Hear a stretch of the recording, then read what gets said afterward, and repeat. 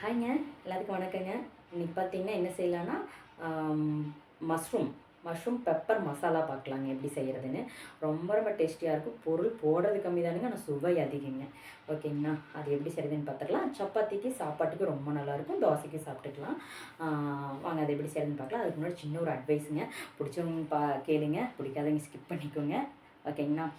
ஆடி மாதங்கிறனால ரொம்ப காற்று அதிகமாக இருக்குதுங்க. அதாவது இந்த வருஷம் பயங்கரமான காற்றா இருக்குது போன வருஷத்தை விட. அதனால் வண்டி டூ வீலர் ஓட்டவே முடியல. எல்லோரும் பார்த்து கவனமாக போங்க. டூ வீலருக்குள்ளே போகிறவங்க, இந்த ஸ்கூலுக்கு குழந்தைகளை கூட்டிகிட்டு போய் கொண்டு விடுறவங்க கூட்டிகிட்டு வரவங்க ரொம்ப ரொம்ப கவனமாக போகணுங்க. ஓகேங்களா. பார்த்துட்டா சாயந்தரம் அந்த வண்டியில் அவங்க பறக்கிறது பார்த்தா பயமாக இருக்குதுங்க. வண்டி ஓட்டவே முடியல. நம்ம ரொம்ப காற்றடிக்குது. மழையும் அப்படி தான், பொள்ளாச்சியில் ரொம்ப மழை பெய்யுது. எல்லாம் பார்த்து கவனமாக போயிட்டு வாங்க. இப்போ மஷ்ரூம் எப்படி செய்யுதுன்னு பார்த்துடலாம் வாங்க. பெப்பர் மசாலாவுக்கு வந்துங்க 3 ஸ்பூன் குருமிளகு, 1 ஸ்பூன் சீரகங்க. இதை வந்து தனியாக பொடி பண்ணி வச்சுக்கலாம். ஓகேங்களா. நல்லா நைஸாக பொடி பண்ணணும். பொடி பண்ணி வச்சுக்கலாம்.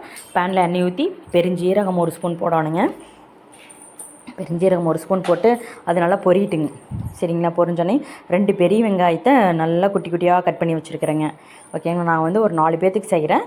அதனால் கிரேவி வந்து ரொம்ப தண்ணியாட்டம் இல்லாமல் செமி கிரேவியாக செய்கிறேன். அதனால் வெங்காயம் தான் நிறையா போடணும். அதனால் 2 பெரிய வெங்காயத்தை போட்டேன். 1 ஸ்பூன் இந்த அளவுக்கு வெந்தோடனையுமே 1 ஸ்பூன் இஞ்சி பூண்டு பேஸ்ட் ஆட் பண்ணிக்கலாம். வெங்காயம் நான் கொஞ்சம் ஓரளவுக்கு வெந்தோடனையும் தான் இது போடணும். ஓகேங்களா. 3 தக்காளி கட் பண்ணி வச்சுக்கிற பொடி பொடியாக அதையும் போட்டுக்கலாம். ஓகேங்கண்ணா. உப்பு போட்டுக்கலாம். அப்போ தான் கொஞ்சம் நல்லா வேகுங்க. தக்காளி வந்து நல்லா வேகணுங்க. மஞ்சத்தூள் 1/4 டீஸ்பூன் போட்டுக்கலாங்க. 1 ஸ்பூன் மிளகாய் தூளுங்க நிறையாவே போட்டுக்குங்க. மல்லித்தூள் ஒரு 1/2 ஸ்பூனு. இது நல்லா வேகட்டுங்க. சரிங்கண்ணா. வெந்ததுக்கப்புறம் பார்த்துட்டிங்கன்னா தக்காளி இருந்த அடையாளமே இருக்கக்கூடாது. நல்லா வெந்துடணுங்க. அப்போ தான் அந்த டேஸ்ட் வந்து நல்லாயிருக்கும். ஓகேங்களா. இந்த மாதிரி பாருங்கள். இந்த மாதிரி நல்லா வெந்துடணுங்க. சரிங்கண்ணா. அருமையாக இருக்குது. ஒரு தடவை செஞ்சுதேன் பாருங்க. காளான் வந்து நான் முட்டுக்காளான் தான் 2 கட் பண்ணி வச்சுருக்கிறேன். ஓகேங்களா. அதை போட்டுக்கலாம். ஆமாம், காளான் போட்டுங்க.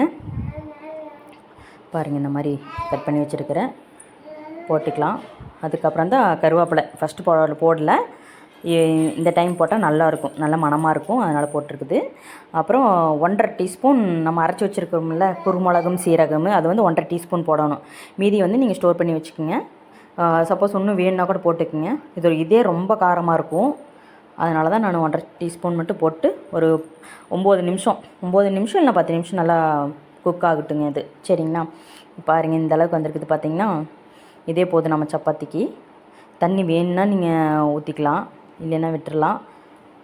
செம்ம டேஸ்ட்டாக இருக்கும். 1/2 கிளாஸ் மட்டும் நான் தண்ணி ஊற்றிருக்கிறேன். நீங்களும் ஊற்றிக்கிங்க, இல்லைன்னா அதிலே தண்ணி விடும். செம்ம டேஸ்ட்டாக இருக்கும். சாப்பிட்டு பார்த்து சொல்லுங்கள்.